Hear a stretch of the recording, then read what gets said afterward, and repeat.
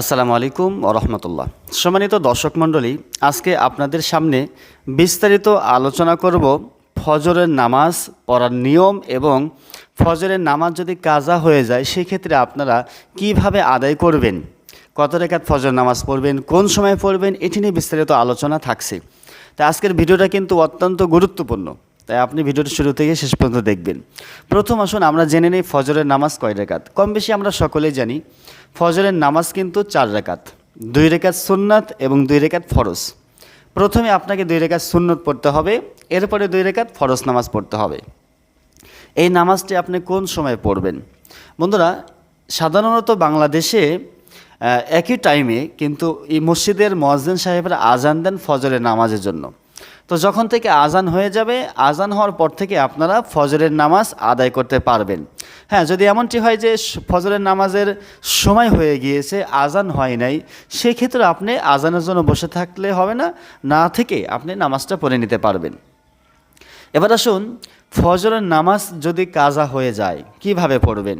আপনি ঘুমের কারণে ফজরের নামাজ পড়তে পারেননি, সেক্ষেত্রে আপনি জাগ্রত হওয়ার পরে যদি দেখতেছেন যে ফজরের নামাজের সময় আছে, সেক্ষেত্রে তো পড়ে নেবেন, তখন তো কাজা হবে না। আর যদি দেখেন যে না, সূর্য উঠে গিয়েছে, এখন সময় নেই, সেক্ষেত্রে আপনি কখন পড়বেন? আপনি সূর্য ওঠার পরে কমসে কম 20 থেকে 25 মিনিট পরে আপনি ফজরের নামাজটা সুন্নত সহ ফরজ নামাজটা আদায় করে নেবেন। আর যদি সেই সময় পড়তে না পারেন, তাহলে অন্য সময় যখন আপনার সুযোগ হবে, যখন আপনার সময় হবে, তখনই আপনি ফজরের নামাজটা কাজা হিসেবে আদায় করে নেবেন। এবার আসুন ফজরের নামাজ সুন্নত নিয়ে। এখানে আমরা অনেকে ভুল করে থাকি যে হয়তো আপনি মসজিদে এসে নামাজ পড়বেন।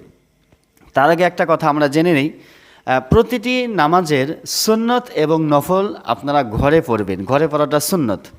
আর মসজিদে গিয়ে শুধু ফরজ নামাজটা আদায় করবেন। আর যদি আপনি ঘরে পড়ার পরিবেশ না থাকে, সেক্ষেত্রে আপনি মসজিদে গিয়েই পড়ে নেবেন, সমস্যা হবে না। এখন আপনি উদাহরণস্বরূপ ফজরের নামাজ পড়তে মসজিদে গিয়েছেন, মসজিদে যাওয়ার পরে দেখতেছেন যে ইমাম সাহেব ফরজ নামাজের জন্য দাঁড়িয়ে গিয়েছে। এখন ইমাম সাহেব ফরজ নামাজের জন্য দাঁড়িয়ে 1 রাকাত পড়ে ফেলবে, সেক্ষেত্রে আপনি কি করবেন? আপনি কি সুন্নত নামাজ পড়ে ইমামের সাথে আপনি যোগদান করবেন, নাকি সরাসরি আপনি ইমামের সাথে যোগদান করবেন?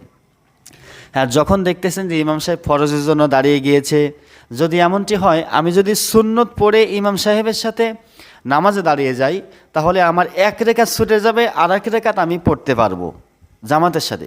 সেক্ষেত্রে আপনি আগে সুন্নতটা আদায় করে নেবেন। আচ্ছা, এমনটি যদি হয় যে না, আপনি যদি সুন্নত আদায় করতে করতে ইমাম সাহেব 2য় রাকাতও শেষ করে ফেলে, তাহলে আপনার সে সময় সুন্নতটা শেষ না করে, সুন্নত শুরু না করেই আপনি ফরজে নিয়ত বেঁধে নেবেন। এটা হচ্ছে মাসআলা। কারণ ইমাম আজম আবু হানিফা রহমতুল্লাহ আলাইহির কওল অনুযায়ী ফজর নামাজের পরে সূর্য ওঠার আগ পর্যন্ত কোনো নামাজ নেই। এই বিষয়টা আমাদের খেয়াল রাখা দরকার।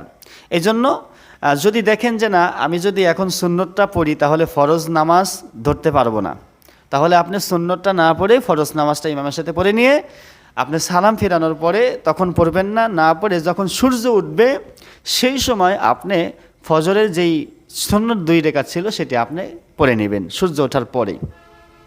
আর যদি এমনটি হয় যে না, আপনি সুন্নত পড়ে 1 রাকাত হলেও ধরতে পারবেন ফজরের ফরজ নামাজ, সেক্ষেত্রে আগে সুন্নতটা পড়ে এরপরে আপনি ফজরের ফরজ পড়ার জন্য চেষ্টা করবেন। এই হলো মুজমাইলভাবে কিছু মাসআলা। এবার আসুন আমরা নামাজটা পড়ে নিই। বন্ধুরা, সুন্নত নামাজ যেভাবে পড়বেন ফরজ নামাজটাও কিন্তু সেইভাবে পড়বেন, শুধু পার্থক্য হচ্ছে নিয়তটা। আপনারা নিয়ত করে নেবেন আমি সুন্নতে নিয়ত করিতেছি অথবা আমি ফরজের নিয়ত করিতেছি। আর ফরজ নামাজের সময় ইমাম সাহেব তেলাওয়াত করবে, আপনারা শুধু পেছনে দাঁড়িয়ে তেলাওয়াত শুনবেন। সুন্নত নামাজের সময় আপনাদেরকেই তেলাওয়াত করতে হবে, এতটুকুই পার্থক্য।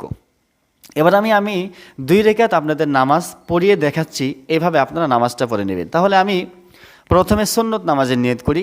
আমি 2 রাকাত ফজরের সুন্নত নামাজের নিয়ত করিতেছি বলে আল্লাহু আকবার বলে হাত বেঁধে নিলেন। আপনি হাত বাঁধার পরে প্রথমে সানা পড়বেন, সুবহানাকাল্লাহুম্মা ওয়া বিহামদিকা ওয়া তাবারাকা ইসমুকা ওয়া তাআলা জাদ্দুকা ওয়া লা ইলাহা গায়রুক। সানা পড়ার পরে আউযু বিল্লাহি বিসমিল্লাহ পড়ে আপনি এবার সূরা ফাতিহা পড়বেন। সূরা ফাতিহা কিন্তু আপনারা সকলে জানেন, এইভাবে পড়বেন। أعوذ بالله من الشيطان الرجيم بسم الله الرحمن الرحيم الحمد لله رب العالمين الرحمن الرحيم مالك يوم الدين إياك نعبد وإياك نستعين اهدنا الصراط المستقيم صراط الذين أنعمت عليهم غير المغضوب عليهم ولا الضالين মনে মনে আমিন পড়ে নেবেন। এরপরে অন্য একটি সূরা মিলিয়ে নেবেন আপনারা এভাবে, বিসমিল্লাহির রহমানির রহিম ইযা জাআ নাসরুল্লাহি ওয়াল ফাতহ ওয়া রাআইতান নাসা ইয়াদখুলুনা ফি দীনিল্লাহি আফওয়াজা ফাসাব্বিহ বিহামদি রাব্বিকা ওয়াস্তাগফির ইন্নাহু কানা তাওয়াবা। তাহলে এইভাবে আপনারা ফাতিহার সাথে অন্য একটি সূরা মিলিয়ে আল্লাহু আকবার বলে রুকুতে যাবেন। রুকুর তাসবিহ পাঠ করবেন সুবহান রাব্বিয়াল আযীম 3 বার 5 বার 7 বার পড়ে নেবেন। এরপরে আপনারা সামি আল্লাহু লিমান হামিদা বলে দাঁড়িয়ে রব্বানা লাকাল হামদ পড়ে আবার রুকুতে সেজদাতে চলে যাবেন। সেজদাতে গিয়ে তাসবিহ পাঠ করবেন সুবহান রাব্বিয়াল আলা। এইভাবে আপনি 3 বার 5 বার 7 বার পড়ে 2টি সেজদা করে দাঁড়িয়ে যাবেন। দাঁড়িয়ে আবার প্রথমে বিসমিল্লাহ পড়ে সূরা ফাতিহা পড়বেন। ফাতিহার পরে অন্য একটি সূরা মিলিয়ে নেবেন। তো আমি ফাতিহার পরে অন্য একটি সূরা মিলিয়ে নেব। তাহলে আমি সূরা ইখলাস মিলিয়ে নেই। বিসমিল্লাহির রহমানির রহিম কুল হুয়াল্লাহু আহাদ আল্লাহুস সামাদ লাম ইয়ালিদ ওয়া লাম ইউলাদ ওয়া লাম ইয়াকুল লাহু কুফুয়ান আহাদ।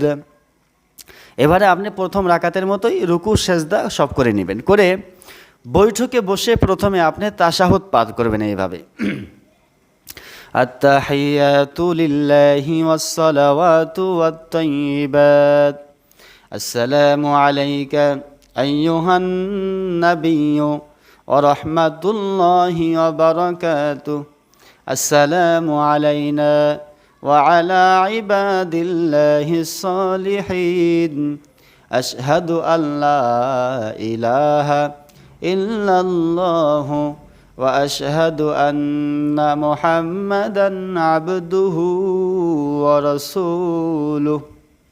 এরপরে আপনি দরুদ শরীফ পাঠ করবেন, আল্লাহুম্মা সাল্লি আলা মুহাম্মাদিন ওয়া আলা আলি মুহাম্মাদ কামা সাল্লাইতা আলা ইব্রাহিম ওয়া আলা আলি ইব্রাহিম ইন্নাকা হামিদুম মাজিদ।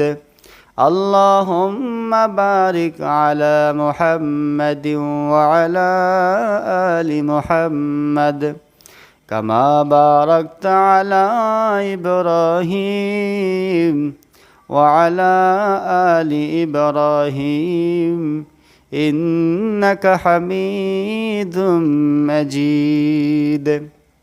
এরপরে দোয়া মাসুরা, আল্লাহুম্মা ইন্নী যালামতু নাফসি যুলমান কাসীরা ওয়া লা ইয়াগফিরুয যুনুবা ইল্লা আনতা ফাগফিরলি মাগফিরাতাম মিন ইনদিকা ওয়ারহামনি ইন্নাকা আনতাল গফুরুর রহিম।